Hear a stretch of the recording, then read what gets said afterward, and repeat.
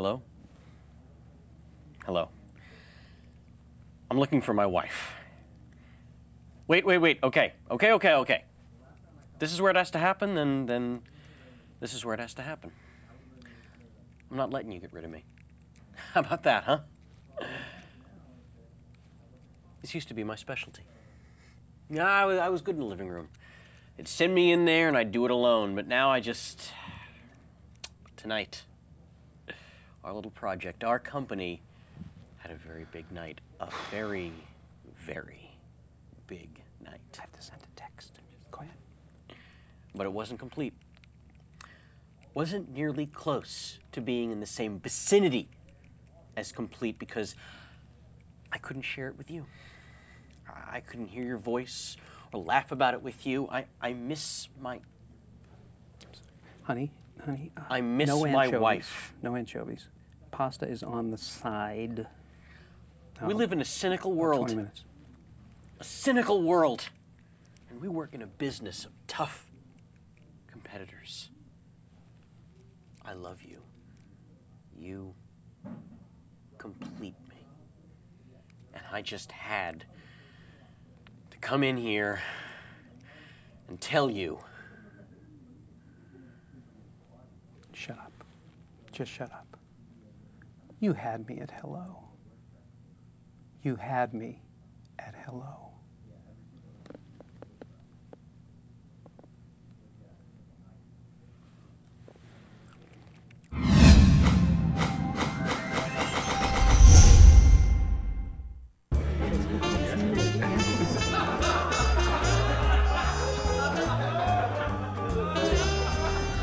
My dad makes up sayings that don't exist, like just to suit the situation at hand.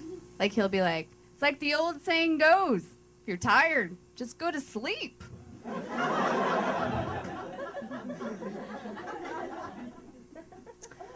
I just told my mom that I got an acting job, and she was like, that's great, honey. I hope that ends up working out for you.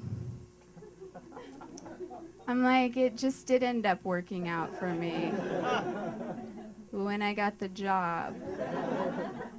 She's like, I just keep praying that one of these days all of your hard work is going to pay off. I'm like, it just did pay off.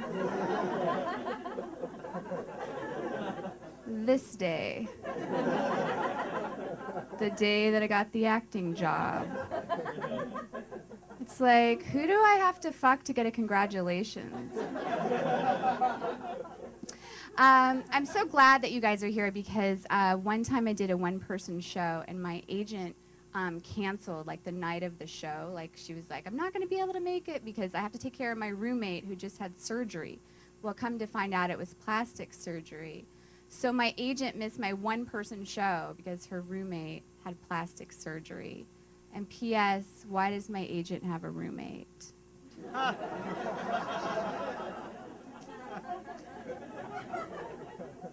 That's not a good sign. Good evening, ladies and gentlemen. Welcome to This Week in Comedy from Los Angeles. I'm sorry I'm shouting, but I am very excited. I've had 25 cups of coffee, and everything looks like the party scene from Midnight Cowboy to me right now. But I'm excited because there's a lot of changes here at This Week in Comedy. We're actually going to start doing shows in the past and just see. We're actually going to go back. We're not going forward. By the time next week happens, we should be in the Civil War period of comedy.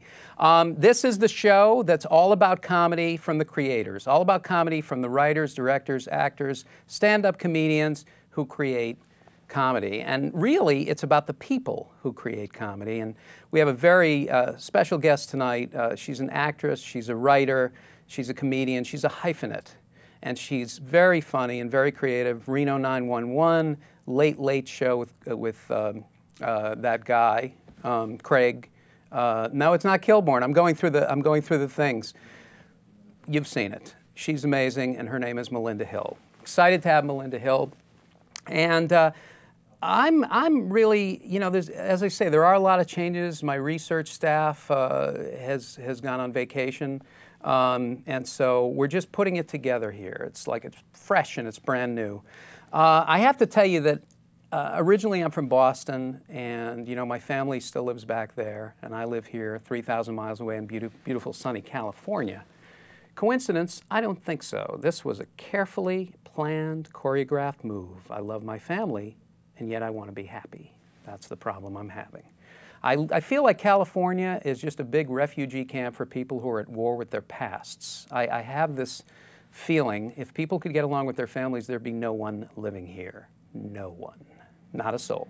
But I have to give you a picture of my family growing up back east. I used to listen to rock and roll when I was a teenager in the 1800s. And my family, there were no boundaries. So they would actually interrupt and come right in. And I'd be in my room listening to some old rock songs. And this is an example of my family while I'm listening to the song I Shot the Sheriff. This is them actually singing the song. I shot the sheriff. Excuse me, Edward. I shot the sheriff. No, I shot the sheriff. No, I shot the sheriff. Max, let me tell the story. Your uncle drives me crazy. We were vacationing in Jamaica. Your uncle was driving me up a goddamn wall. I bought a gun. I chased him all over the beach. The sheriff got in the way, so I shot the sheriff. What I did not do, Edward, was shoot the deputy. That gives you, I think, a little picture. Now I live out here in Los Angeles, and I have to tell you that I've had some strange jobs working in television, and one of the more strange ones or interesting ones actually is about this shirt. This shirt just about saved my life. I was working on a show called I'm a Celebrity, Get Me Out of Here, and it was in Costa Rica, and it was in the jungle. We stayed at an eco lodge, and I went out by the pool one day, and there was an alligator there. I'm not kidding. And he was smoking a cigar, and he looked at me, and he said, "This business will bury me." So I think you know what I'm saying. No, but that actually happened, and this is a bug-free shirt. So we were in the middle of the jungle. There are pumas walking by, and they're not wearing sneakers. These are actual pumas. And it was, it was completely insane what was happening there. We were there for 3 months, and to service this amazing program called I'm a Celebrity, Get Me Out of Here. And my feeling at the end of the show was, I'm not a celebrity, please get me out of here. I didn't need it, and I don't want it. But it's, now I live here, like I say, in LA, and I'm a parent. I have a 6-year-old. And I think I'm learning about communication from her. You basically know where you stand when you're raising a child. And I was reading her nursery rhymes the other night. And in the middle of Jack and Jill Went Up the Hill, she said, "Look, you better get your stuff together or I'm going up a hill." And I'll wait. Okay, so yeah, identity theft, people are trying to hold on to their identities. I'm actually trying to let mine go. It has not worked out for me. And I realize what I'm very good at. You have to realize what your skills are in this life. And I realize what I'm really good at is being prepared for any emergency. Because I live as if there's a natural disaster going on 24 hours a day. So it's actually a good time for me, because internally, I'm feeling like I'm preparing for a tsunami. I could be having coffee, but inside a tsunami. And I don't know if you pronounce it that way, but I'm pronouncing it that way. Tsunami. All right. I have to tell you that I've recently started meditating, and again, the no boundaries issue. While I'm meditating, I'm actually doing other things, which is fantastic. I get a lot done. Peace and happiness, not one of them or two of them, but I get a lot done. And I have been in therapy for some time. If psychotherapy could be converted to frequent flyer miles, I'd be eligible for a free trip to Pluto. I think you know that. Yes, and I've had some interesting therapists. I've had a guy who actually took phone calls in the middle of the session. I've had a woman who wanted to talk about her acting career. I've had a guy who looked at me and said, "That sounds real scary for you." Yeah, that's real scary. I mean, I've had all kinds of things like that. But the good thing is that I come from a family of storytellers. And my mother was an amazing storyteller.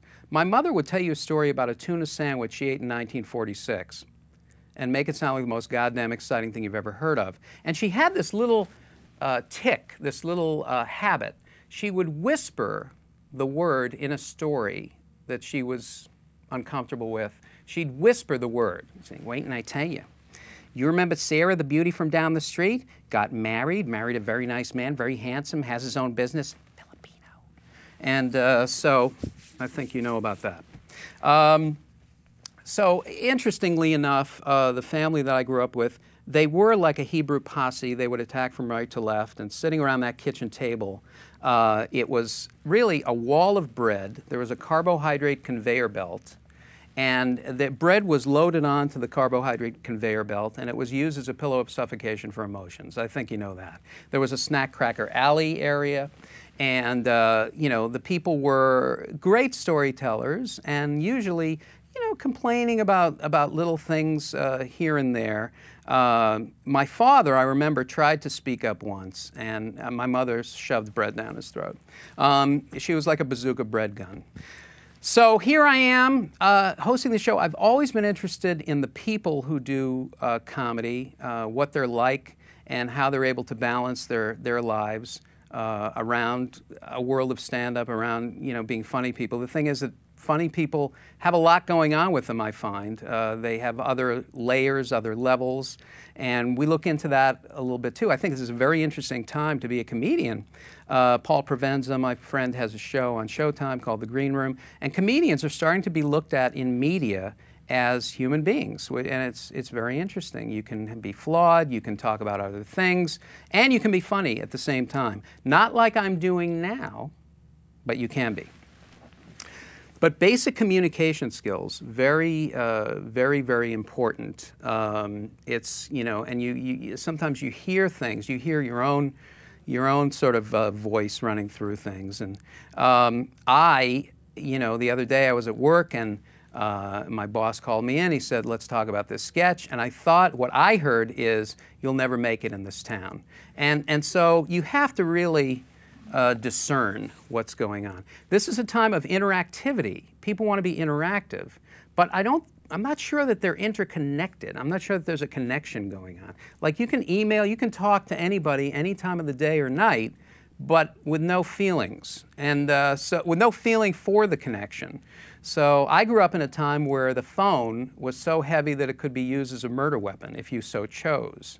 The phone, you know, you dial it, and it would take like an hour and a half to dial a number. The thing would go back, and then you dial it again. And we didn't have answering machines. We didn't have dirt. There was no sun. It was a long time ago. But I felt like there was a little bit of a neighborhood, a little bit of a community. You had to tell everybody in the neighborhood where you were going. And I remember the people sitting on their porches. We had 3-decker apartment buildings in Dorchester, Mass. And my uncle lived on the top floor, and we lived in the middle floor, and my grandfather lived. It was like an emotional parfait. And everybody was there. And of course, my grandmother was a lovely lady, into the arts, and schizophrenic, of course. She would hear voices, but always from a deli in Cleveland. So I don't know, you know, you get nourished by that. Now, I want to tell you about our guest tonight. As I said, she is what is known as a triple threat or a quadruple threat. Her talent is amazing. She's very unique, creative, actress, writer, comedian.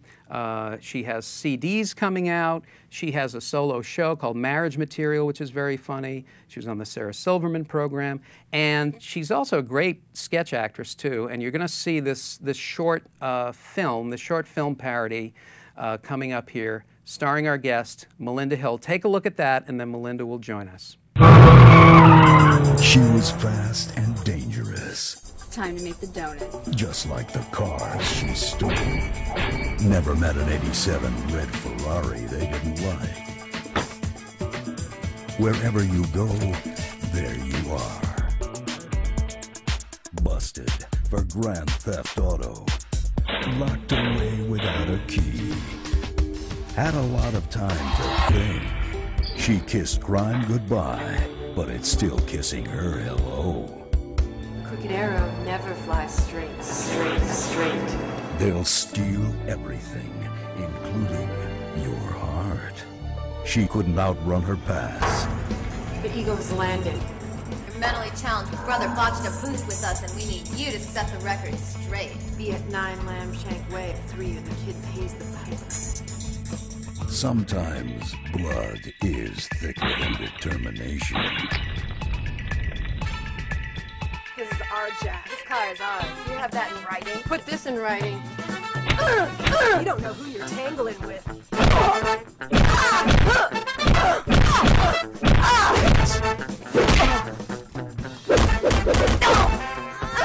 I call this the Singapore cocktail. I call this the sayonara, sweetheart. If prison can't break me, nothing can. Sexy girls and stolen cars.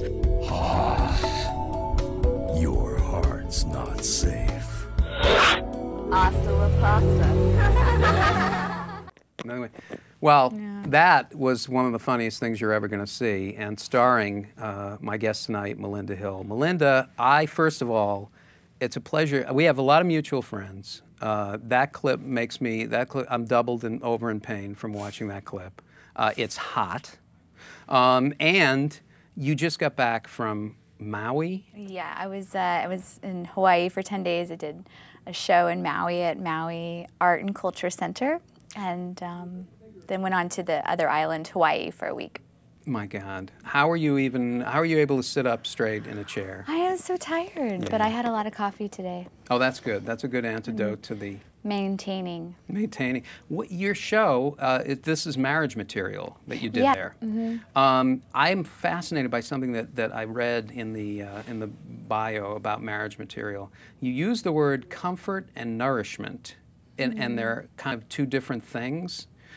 How does that come out in the show, and how does that come out in your life? I know that's a loaded question, but I was fascinated by it because you just don't see that kind of stuff in a comedy so much. Thank you. Yeah, it was the nugget that started. It was the nugget that started the idea for the show, and it was just I personally stopped eating sugar, and then when I did that last summer, I started getting all of these ideas and like an influx of revelations, and it just occurred to me that a lot of times in dating you're looking for comfort, like in food you're looking for comfort food, Sure. in bread, sugar, flour, alcohol, etc. And what you really need is nourishment, so you remain unfulfilled. And then with that nugget, I thought it will be a show, but I didn't know how it would get from that to a show. And then it just, as shows do, started to write itself, and things started happening. Happy accidents came together, and our show happened. That's fantastic. That is fantastic. So So the thing was cutting sugar and cutting all these things that did not nourish you and that were probably slowly killing you. No, I mean, cutting out that stuff gave you a new perspective. Exactly, and I wasn't planning on quitting it. I've never thought it was a problem or anything. I just had a happy accident of getting food poisoning at Fat Burger, and one night after drinking a bunch of wine, and and I just thought, well, you know what? I'll try this. A friend of mine didn't eat any sugar or flour, and I went to a chiropractor at the same time. He suggested the same thing, and I thought, I'll try it for a month. Yeah. And I didn't expect to like it or anything like that. And I thought, well, it's only a month. And then by the end of the month, I felt so much better that I continued on with it. So no sugar. Oh, microphone. Oh, okay. That's one of the. It's totally live. No, it's totally live. Matt. Thank you. Thank you very much. That's why I no longer wear a chai, because of the necklace thing. I have a lot of trouble with it. So this is really cool. It's very interesting to me, because I always wonder, can a comedian be a balanced, happy human being and continue with a comedy career? I'm sure that the answer is yes, but did you notice any changes in the way you performed or anything on stage or how you were? There's no comparison. Yeah. Well, I mean, there is a comparison. It's a million times better. Wow. I mean, it's just... You're not having these up and down, the energy crashes and things like that. You know, I think there's a time for everything. And when I started doing stand-up, I certainly needed to have several vodkas a night. And Right. I certainly had my fun with it and with cigarettes and everything else. But now I'm just enjoying a different way to perform. Wow. Wow. So what is... And I don't think one is better than the other. I think different. it's just personal, where you're at in your life. Sure, sure. But I really feel much better now, and when I do a show. I also found, like, when you had a great show before, then the next morning there was a crash. Yeah. No matter how, you would feel on top of the world, and then the next day it would be like this sadness. It was like, what is this sadness? And I just don't have that anymore. Wow, that's so great. I just feel happy all the time. Well, I'm kidding. We just came from Hawaii, I'm a too. robot. Well, I am a robot now. But a happy one, and that's what we need. We don't have enough happy robots. No, I mean, you came from... Listen, that's the thing. I've been to Hawaii before, and I was so happy there that because everything is nature and balance there. It's all, there's just enough rain. There's just enough, the plants are alive. Everything's alive, but they have that horrible music. No, they have the bubbles and I don't know. But now when you did your show there, you did Marriage Material. How was that experience of performing for that audience? Because I'm guessing that the audience is, they come in they're naked, basically. They've been to the beach. Well, it was interesting because I was there in October as well. I performed in Honolulu, and that was just straight stand-up for an hour. And then this was the actual show, Marriage Material. So, and it was at an art and culture venue. So, it was just a theater. Both shows were great. I mean, the audiences were really happy. I mean, I don't know if you could have a bad show there because people are, well, I shouldn't say that, but people are happy there. Both shows were packed. They did, they advertised them properly, and they made them, comedy pick of the week in the Maui news and all the papers and stuff like that. And then Honolulu puts you on, you do the radio and film and stuff the day of. So it was great turnouts and great crowds and people from all over the world, tourists, and Honolulu was more locals and. What do you think about it? But Marriage Material is really, I mean, you told me about how it came into being, but it's an interactive, it's a show about online dating. Is that part of what?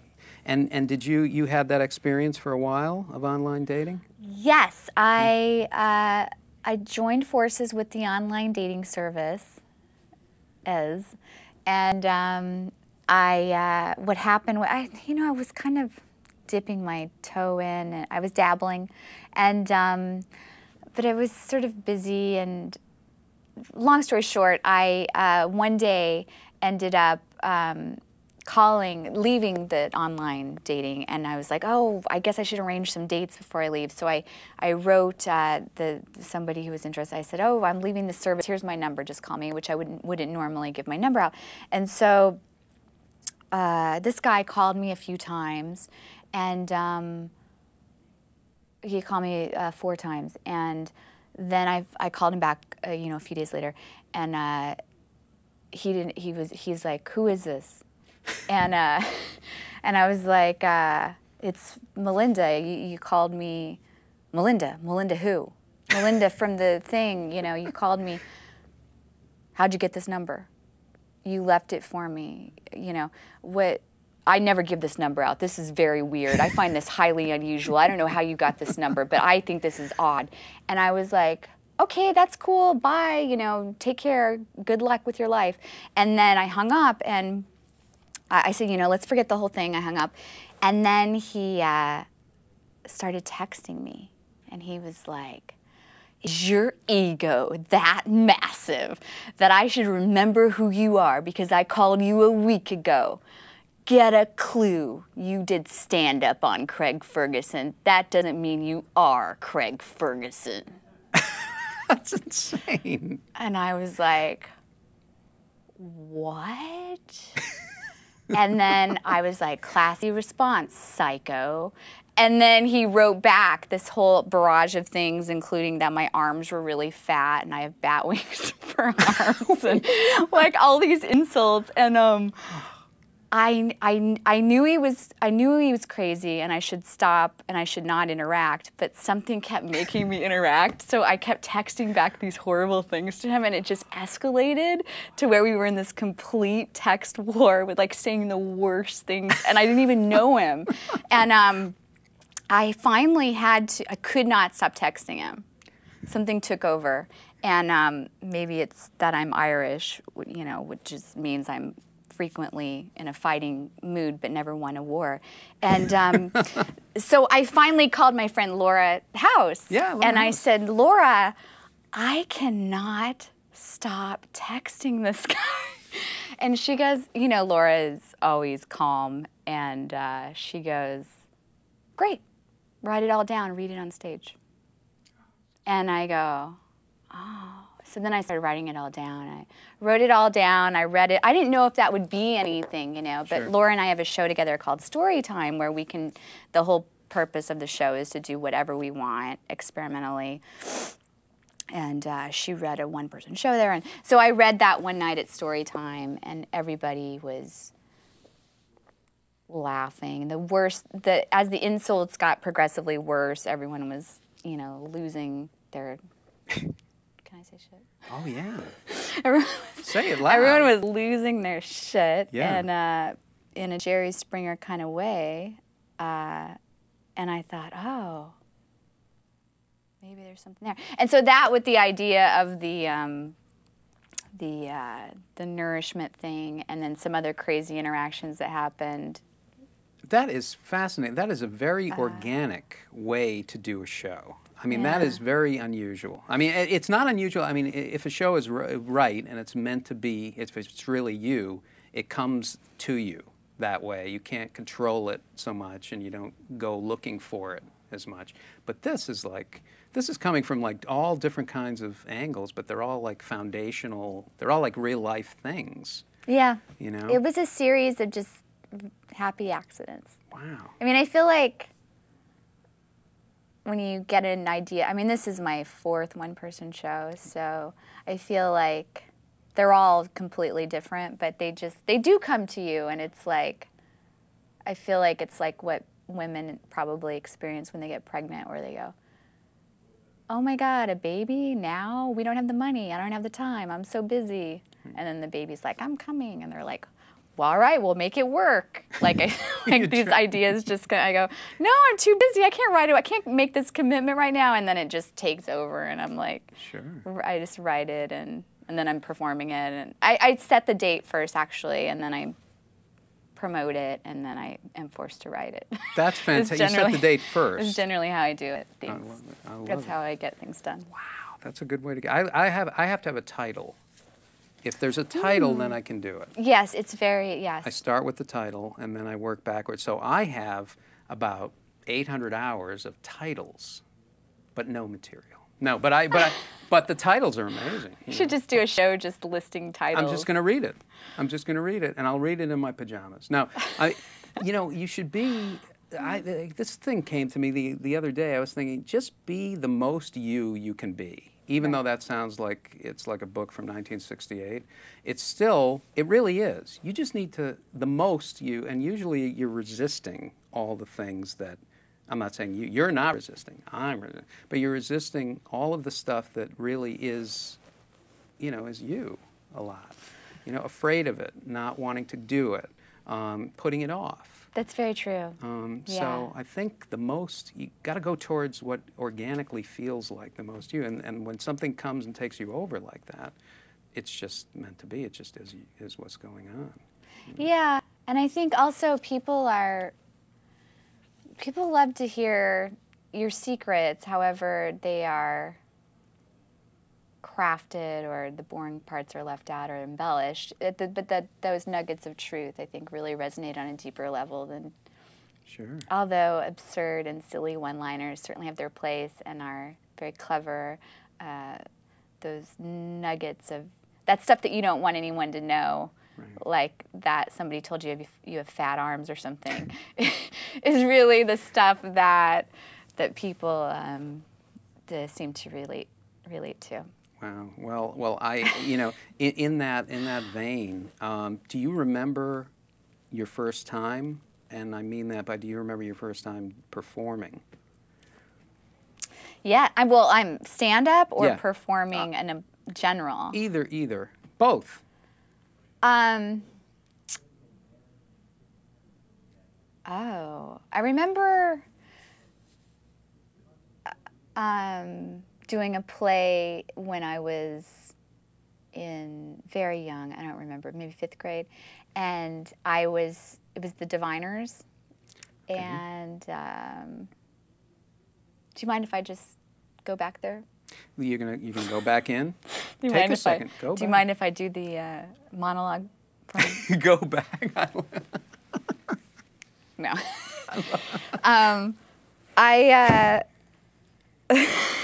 I've been wanting to do that since 5th grade. I remember. It was not a good angle I just caught. I remember that I was doing in this play, the Diviners, and this girl was very had all the funny parts. Yeah. And I was like the straight person, and I remember it felt horrible that every time she talked, the whole audience laughed. It was like, oh, what am I doing wrong? But I had no interest in comedy until I'd never even watched it until I started doing it, actually. So. Never even watched it? I never watched it. I never took a class. I never had any reference. So now your first time. I never saw myself being a comedian. I knew I would be a performer and a writer because I've written from a very young age and got a lot of attention for that in grade school. Mm-hmm. And I was a performer in high school and I did a lot of plays and stuff, but it never occurred to me to do comedy. Wow. Until my acting teacher in Los Angeles told me, you should do comedy. Wow. And so the acting teacher, so you're studying acting, the acting teacher says do comedy. Because you're accidentally funny. So he said He said accidentally funny? Because I would be doing these serious scenes and the whole class would be laughing. And I really saw myself as this like David Lynch tragic woman in art films. Wow. And that was what I was getting cast as. I was always like cast as the crying girl. Like I was a crying Motella girl in a Creed video. I was crying in all these independent movies, and it was so taxing on my person to be like always like crying. I was in Three Sisters. I had to cry every night. Oh my God! That's and then he told me, you should do comedy. And so I went to the Groundlings and I did a class, and then I was like, oh, this is so much easier. Easier. And right. It's lighter. It's light, but in reality, it's so much more difficult. But it's lighter, I think, and it's bringing a lightness to the world that I think which is very sorely needed. Suits me more. Yeah, and do you remember your first time? We haven't said my first time. Do you remember your first time doing stand-up and what that experience was like for you? Yes, I have a friend who was a comedian, and he went to my acting school, and so I went to, he was very supportive of like, you really need to do comedy or, it's going to be good for you. He had like an instinct, and I didn't see it for myself, but he said, we were doing this, he was doing a stand-up show at the Belly Room, and somebody booked it over there. And I mean, I had never seen a stand-up show before I saw his show. And so my brothers always watched it, but I just didn't even watch it. Mm-hmm. And so he told the producer, this is my friend Melinda, she's a comedian. Just lied, and the lady said, "Oh, great, great, yeah." And he said, "Why? You should book her sometime. She's really funny." And she said, "Oh, great, we'll book you in 2 weeks." And she booked me at this belly room show. And I said, "Oh, great." And this is still how I do everything. I had this deadline, and I was like, "Oh, I gotta write something." And so I just wrote this act that I would try on my friends and stuff, and they would be like, "You're not gonna say that, are you?" They would be so scared for me. And then I got up and did this act, and it was like a packed night at the belly room, and it just somehow went great. And which I think happens for a lot of people. The first time goes great, and then the second time doesn't. Right. And if the first time had not gone well, I would definitely not have tried it again. But it's just something like the stars lined up where it worked, and then I was exhilarated, and I didn't know that you keep using the same jokes. So I tried to write something all new for the second time. Oh my God. Wow. Which did not go well at all. And then I didn't do it again for 4 years. And I watched a lot in the sport. I watched all the Groundling shows. I became obsessed, and I was still going through sketch writing program there and working really hard and doing sketch shows in between, and watching all the stand-ups that I could in the alternative comedy scene, and going to all the comedy death rays and just studying people. And then I tried it again later. Like for a year, it was at least 4 years before you did the 4 years stand-up. before I went back. Wow. And then with all the stuff that you had learned, you started doing, and clubs for you. Like you're doing clubs. The great thing about you is I'm watching, and you have your own time. It's your own pace. It's not a nervous, like, let me catch up, let me start running internally. It's like, here's what I'm going to do. This is who I am. Here I say. And it's so great for the audience to watch that, because they get to see somebody who's not like trying to grab them and attack them. It's your material and who you are that people come to, appreciate you. So I think that's very interesting. Is it something? I mean, you're just you. You never sat there. You keep saying these happy accidents. When you, like, if you go to a club and there's drinking and people are not paying attention, maybe, or maybe they're yelling, what do you do? Oh, I have this great trick that I love to do, where, because I do not know how to handle a heckler. Luckily, that very rarely happens. Knock on wood, but. I have this great trick where I was opening for this guy on the road, and he was like this road comic, and he would do the most, he would just offend the audience with the worst possible crowd work every night. And so when people are like unresponsive, I do this thing where I go, "Hey, you guys, I'm trying to learn crowd work. I'm not really good at it on my own, but I open for someone who's really good at it, and I just love to practice on you guys." And I go out into the crowd with the microphone, and I go, "Hey, you look unhappy. Looks like you haven't had your pussy eaten in a while. You should let me get in there. But I'm gonna need to wear some goggles because I'm gonna go deep, support the troops." And then like just get in everyone's face and just say the worst, stupid stuff, and it just like totally breaks the ice. That will do it. Because it's not, and it's so fun to play this like loud, raucous character who is filthy and doesn't care. That is so great. That's fantastic. And then I'm not insecure, and then I can go back up. And also something about people being talked to directly and being in the light, like they really just get on board. Get on board when I do that. That's fantastic. That's fantastic. Yeah, I used to, for some reason, I performed in Texas. I used to go on the road, and I stopped doing my act, and I started doing a talk show, basically bringing up people from the audience, putting in commercials, talking about the town, little bit of material, because I just wasn't having any fun, you know. And they were, you know, there's people with 10-gallon hats out there, and they're watching an insecure Jew parade around like it's his last meal, and I just had a blast. I'd go out and sit in people's laps, and I'd be like singing songs from the 70s, like Rock the Boat from the Hughes Corporation, and then I put the microphone in their mouth, and they invariably know the songs. So I love that kind of like live experience, but I love going right towards what you're most the worst thing you can imagine, and just doing it, you know, being in front of people, Yeah. you know.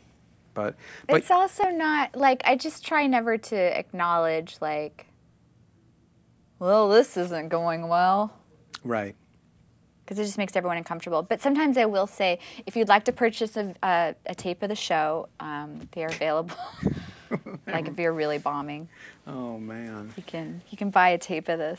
Your mom. You talk a little bit about your mom and and some of the material that I saw. How is she now with where you're at and what you're doing? The most supportive lady in the world. Yeah.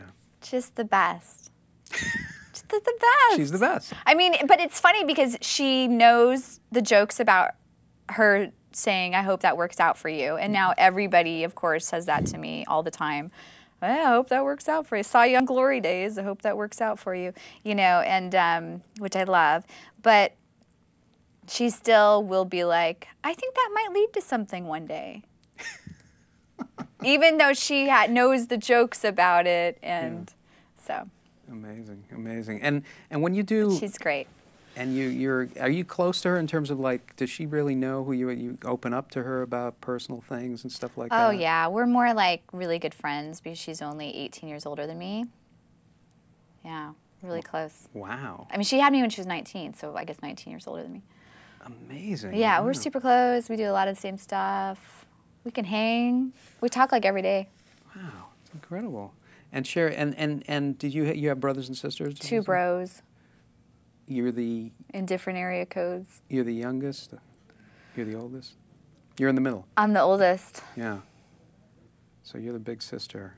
Wow, that's amazing. That's an unusual story that your mom was so young, and that she, you know, came through. I mean, think about being 19 years old. Yeah, I have thought about it. Yeah. And I'm like, whoa, Nelly. Yeah. Do you want to have kids? Ooh. Next question. Maybe. Maybe. I think they say when you meet the right person, the urge strikes. Yeah. Who's the right person? What do they have? But then some people, they don't have to meet the right person. They just want them. So. Yeah. Gets to be there's Uh, maybe. who's the right person? Yeah, who's the right person? Who is the right I mean, what do person? they? Well, I'm just saying. What do they? If you're hello, I'm just saying, like, you know, what qualities does that person have? I remember when I started dating, I went to this like this temple place, the Temple of Doom. No, this temple place, and the rabbi had 100 questions you must get answers to when you date. But in the Jewish community at that time, you date to marry. Okay. So you have to get, and there were questions like, what are you living for? What would other people say about you? I mean, there's like all these questions. What's that person going to be like, do you think? What qualities are they going to have?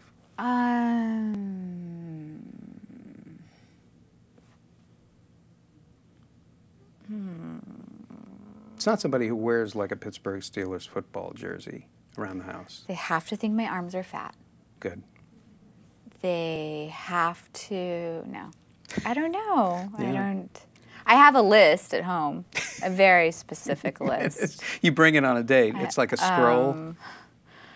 But I don't know. Sometimes I think, no kids for me. And then sometimes I think, maybe I'll have a little boy. I do think that sometimes. Yeah. I get an instinct, like, have a little boy. Wow. But then other times I think, how does that fit into my schedule? Just be tough to. I am He could a come on the road with you, workaholic. but he'd have Well- to amuse himself for a while. Yeah, I don't know. It's weird. I've never really had any interest, and now, boy, is this interview boring? It's fantastic. Oh, It's really? great. I love it. I love it because it's because I like don't it's like I'm just so tired of the machine gun. I exhibited some of it, but I'm really. It's like I want people to be human beings. I think that's like Oprah. No, I think that's the most powerful statement that you can. Now I look a lot like Oprah, but I don't wear nearly as much makeup. I mean, she's crazy with the makeup. Anyway, no, but I really think that I think that that's one of the most powerful statements a person can make, to actually be human in front of a camera. Yeah. It's rare, and it'll jump out at you when you see it. But where you? So you've got the CD. I'm going right back into the business stuff, but you have been recording some CDs, and you have two coming. You have one coming out. Well, they're both out. They're both out. One CD is called Power Hot Tubbing and Other Ways to Prosper. It's a seminar on how to keep your chin up during the recession, and a lot of very helpful pointers on there. Like join a gym, obviously keep in shape. Just because, maybe you want to make sure that the gym has a hot tub, right? Because there's nothing better for sore muscles than vomiting wine coolers and getting fingered by strangers, right? So, Yeah. yeah, and that's available on iTunes and Amazon through New Wave Records. And then I have a new CD out. It just dropped Fantastic. January 11th, and it's called The Accidental Bisexual. And that is a 45-minute CD full of stories, insightful and educational stories. And that's available on Amazon and iTunes as well through Stand Up Records. Wow. The CD release party for The Accidental Bisexual will be this Monday, January the 31st. 31st, right? At Tiger Lily Comedy Show, my comedy show. Monday, 8 p.m. Gower Gulch, Sunset and Gower. Fantastic. And we will have CDs available for purchase there, physical CDs, beautiful photos by an amazing photog, Robin Von Zweig. And and then we'll be screening my pilot that I wrote, starring Laura Keitlinger, Mary Lynn Ricecub, Jen Kirkman, Sklar Brothers, John Doerr, Lynn Shawcroft, Nick Thune, Come on. Brandon Johnson, Drew Droege, and Melinda Hill. What is that? What's that about? I wrote it and created it with Tom Giannis, who is a brilliant comedy writer. Wow. Who created and produced the Nick Swartzen Show, Nick Swartzen's Pretend Time, Sure. the Tenacious D series. Oh, my goodness. No, he's great. Human Giant. Wow. He produced that, whatever. Anyway, he's great, and we wrote this little pilot, and we shot a thing, and for no money, obviously, but great talent, and we'll be screening that at the CD release party also. And it's also my birthday, so we'll Oh, be my combining gosh. all three things. This on my is day. great. This is Yeah. an avalanche of stuff. It's a lot of stuff, Yeah. and then I'm going to start doing marriage material 6:30 on Mondays before Tiger Lily show Wow. at the same location. Wow. So I can build on, even though I'm already playing it out in Maui and et cetera, to continue to build that show. Because I find that people really respond to the dating and marriage stuff. I always Absolutely. avoided it my whole career because Yeah. I thought it was such a cliche. Yeah. And now to find that actually there is more territory to explore there and put a new spin on. Everybody wants to connect. Everybody wants to connect, and the ways that people connect is fascinating. What they share, what they don't share. I mean, will you come back here, and we're gonna talk about marriage material, Okay. and we'll go into some specifics, and we're gonna find that night when you come back, you're gonna meet the right person? I think, well, it's been nice to not meet the right person because it's given me a show. Right. So thank you. That'll go on, and Thank then you. look for Melinda Hill everywhere because you're doing everything, and really a pleasure to meet you. You too. Thanks. Thank you. Thanks. Okay, so next week, This Week in Comedy, we'll be having the authors of a book called Deal Breaker, which is also about relationships. Dave Horwitz. And you'll see him, and his partner Marissa will be here as well. And then in 2 weeks, Greg Proops will be here. So keep coming back. It works if you work it. I'm Ed Krasnick. Good night.